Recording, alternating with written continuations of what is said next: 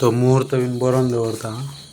पप्पा आमचो डिटेल आहे ना ती त्याच्याकडे आहे. डिटेल काढ बघ. टायमिंग शनिवारी सकाळी 10:20 शुभ मुहूर्तावर. सगळा बरं आहे काय. ना सगळं बरोबर दवरता. श्रींचे पुढे 10 श्रींचे आगमन होणार आहे. सगळा बरं आहे त्याच्यावर.